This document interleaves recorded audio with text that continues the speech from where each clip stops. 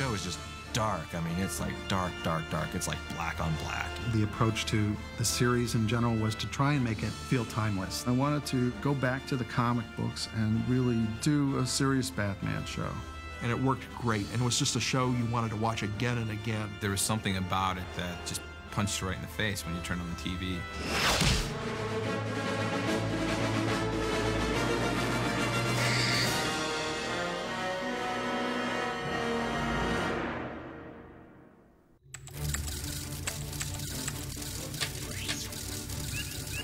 What made Batman the Animated Series just electrifying is that it was unlike anything else we'd ever seen on TV before, and that's what made it just so compelling. The thing about the Batman Animated Series is that it took this world and it took it seriously without taking itself too seriously. So you had a world that you could believe in. Early on, there were a lot of discussions about the direction of the series, and I would speak at length with Bruce about where he wanted the show to go and how he felt Batman should act and speak. Initially, my own personal idea of Batman is quite a bit different than the way he is actually in Batman the Animated Series. Just the logistics of telling a story for television in a film medium. And a lot of the ideas that I had for Batman I knew really wouldn't work for a cartoon. What Bruce and I both found a meeting of the minds on once we got to know each other and we started talking about what we wanted to do with the series, we both were interested in telling real stories. Telling mini movies is the way we were referring to them at the time. We didn't want it to have a typical Saturday morning type approach to the show. They really knew the comics industry, and they knew Batman's history, and they knew all of the different years and different styles that went into making these characters what they were, and that's why the Batman Animated Series worked so well. When I first saw Batman the Animated Series, it was groundbreaking. What it did, it captured a style and tone that was completely different from anything else that we've seen in cartoon at the time. We call it Dark Deco. Dark Deco world with some computer technology going for it. It's just another dimension of a contemporary world. In my mind, it was sort of like, what if the 1939 World's Fair had gone on another 60 years or so? And that cool sense of design and stylishness from the Art Deco years was in operation well up until the 90s. That way you could have kind of a rounded look to the cars and a stylish look to the buildings. You could have television and computers, but everything would have a black and white screen. You could believe that Batman could operate in a world that looked like that. Eric Radomski was the architect of the architecture, so to speak. He was mostly, I think, involved with the backgrounds. One of his ideas was to create the backgrounds on black paper so that people were drawing with lighter materials on this dark surface so that it created a moody atmosphere. As dark as I can do the show, this is the way I would play it. I'd love to have characters moving in and out of the shadows. At night, you only see elements, you fill in the gaps. Kind of the perfect approach to Gotham City. In terms of Batman, the Animated Series, the image that pops into my head every time will be the very first thing I ever saw, which is that shadowy figure of Batman standing on the rooftop. Somewhere along the way, they decided we don't really need a title to this thing. It's Batman. Nobody was doing anything like that before. And actually incorporating the Warner Brothers logo was really very old world. It was really cool. It made the show feel like it belonged in another time. And the greatest shot is when Batman just leaps onto one of them, and you don't even see what he did to the guy, but the guy's just out. Everything you need to know about Batman is in that 30-second opening. If you look at the main titles, there's no word that tells you it's Batman. We figured anybody in any language would be able to look at it and go, oh, it's Batman.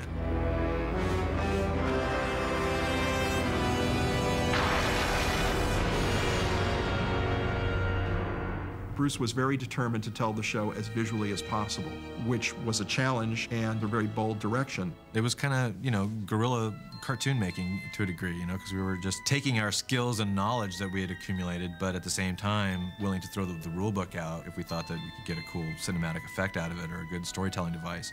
You know, as a writer, I was always looking for ways I could bring little flourishes or extra value to every scene or every episode. I remember in Heart of Ice, one thing I wrote in the script, you know, it's a cool way to show off Mr. Freeze's powers. He had to get into a building, so he ran over to a fire hydrant, kicked it open with his big old metal boot, and shot his freezing gun into the water coming out, and that acted as this big frozen geyser that lifted him up and put him in the building. Freeze! The thought process on Batman was great. Here, he's a character who doesn't talk much, which is as he should be. And I thought the more you can tell stories like that, the better the show is going to be. You just feel a lot of responsibility about it because he is an institution. He's a special icon to a lot of people. You're not reinventing him. You're building on what he was and has been. They went back to the core concepts of who Batman is. What was the motivation of the character? What were the things that mattered most to the character? I've told Bruce and Paul from the beginning that I thought Batman is the real character, and Bruce Wayne is the disguise. That's the face he puts on for the world. Batman is who he is in his heart. I think there's a lot of different levels to appreciate the character. There's a fun, chummy pal thing with him and Robin that kids can latch onto when they're little. And there's also a dark, tragic aspect of it that as you get older, you start to understand, and it feels more realistic. I think one of the things I loved about Batman the Animated Series is that you can see the first episode, you can see the 10th episode, you can see the 3rd season, and still walk in as a first-time viewer and feel like it's touching upon everything that you know true to be about Batman and the characters that he fights. Who are you? I'm your worst nightmare. Batman has, by far, the greatest collection of villains in all of comics. Oops. Looks like we're experiencing technical difficulty. But don't worry, folks. We're still on the air. So often the Joker has been played as sort of like a harmless clown or a total raving psychotic madman, which actually defeats the purpose of doing the character, because then he becomes totally unsavory. He had these really demonic, scary eyes and this tooth-filled grin that looked like the Blue Meanies in Yellow Submarine. With the Joker, I felt we struck a nice balance between the clown and the killer. We also got into his personality a lot and really made him kind of a scary character. And he was a character that you didn't get bored with seeing. Sherlock Holmes has his Professor Moriarty. Batman has his Joker. That's why the Joker's endured for so long. Most people would just go out and commit the crime. He likes to announce that he's going to do things and challenge you to stop him. It is to laugh, huh, Mr. J? Harley Quinn, yeah, my favorite. Hear, hear! Paul was right in this episode where he just kind of had this weird idea. It's like, oh, wouldn't it be fun if one of the Joker's henchmen was a hench girl? And then I just made her kind of a screwball who would say things with a goofy attitude, yet when the Joker called on her to pull a trigger, she could do it. Harley Quinn was such a big hit. I mean, they've made toys and statues. They've incorporated her into the comic books. She has her own series. You know, I think Harley Quinn is a great foil for Joker. I'm not an actor anymore. I'm not even a man. I love the visuals of Clayface, and they did a terrific job with him. From being an actor to being this monster that can look like anybody, Clayface was really great. All that dripping and all that, oh my gosh. It was a lot of hard work. The transformation effects that they did on the Clayface character, they even went beyond what we had actually put on the board. I mean, we actually tried to throw in every trick we could think of at the time on how to make the shape-shifting look great. You know, they would have the head like, spin up and rotate and then morph into something else. To this day, that really stands out as like a real stellar piece of animation in Warner Brothers animation history. Don't bother to adjust the picture. For the next 5 minutes, I'm in control. Two-Face was the first character that kind of we put our own stamp on. Fortunately, Alan Burnett came up with some really good psychological twists for the character that really had never really been seen before in the comics or elsewhere. I actually consulted with psychologists to come up with a backstory that would be suitable for children's programs. I was interested in doing a show about a split personality who was already in trouble before he actually changed into Two-Face. That whole play on the psychology of that character was really the most satisfying from the villain pool because, again, he was human and he had, he was torn. And that part of it was great fodder for good storytelling. Harvey.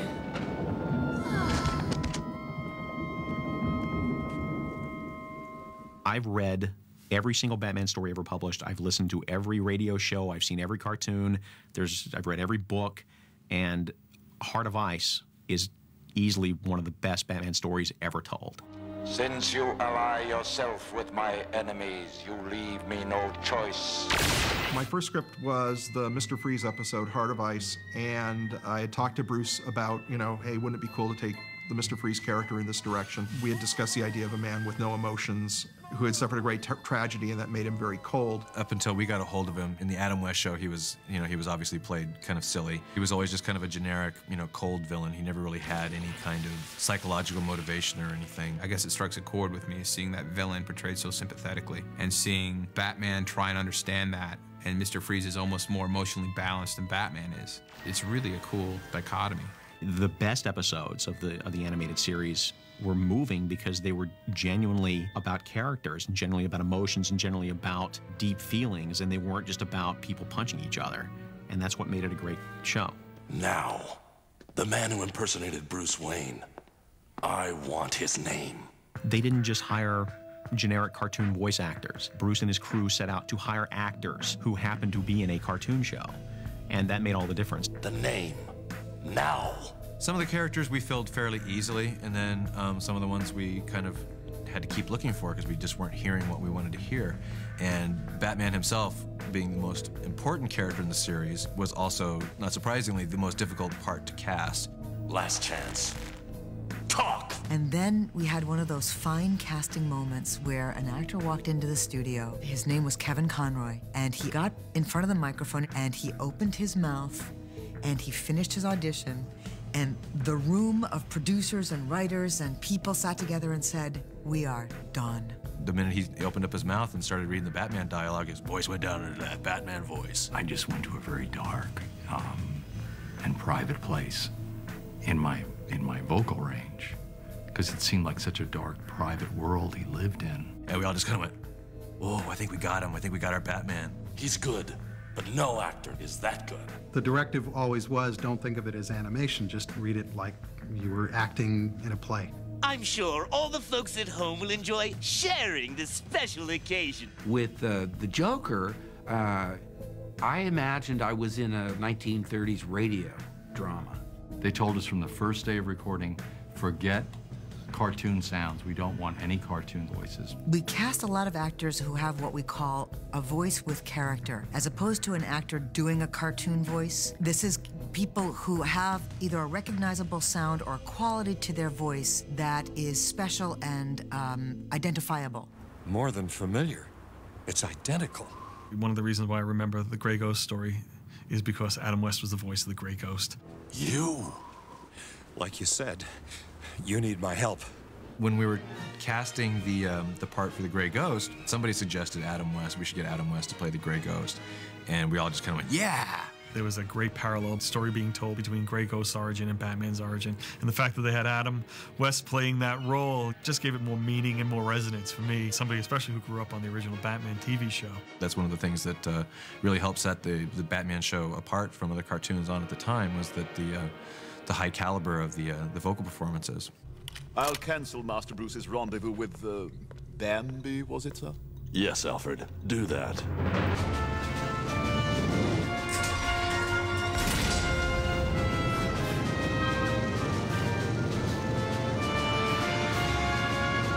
Everybody was very impressed by the music that Danny Elfman had done for the first Batman movie, and we thought that was definitely the right direction to go, that kind of retro noir, Mysterioso kind of score.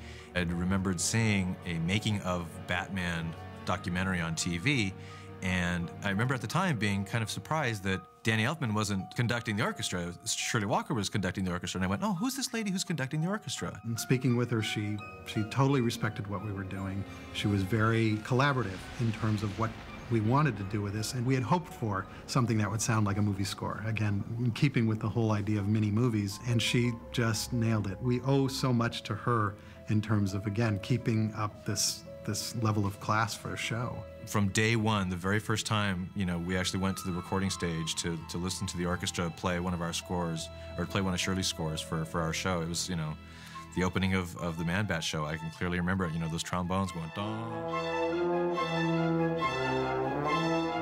And it was like chills up and down our spines. We were just like, wow, we're really onto something. This sounds just awesome. You didn't experience anything like this before. It's an animated show, half-hour format, and suddenly you're totally taken into the world. You feel like you've seen a movie. Every time you watch the show, it never ceased to satisfy.